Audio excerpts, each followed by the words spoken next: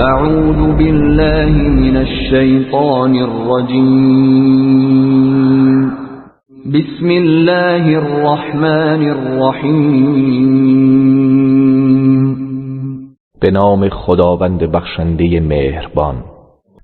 إنا اعطیناک الکوثر. ای پیامبر، به راستی که ما به تو خیر بی نهایت عطا کردیم. فصل لربک وانحر. پس برای پروردگارت نماز بخوان و قربانی کن. این شانئک هو الابتر.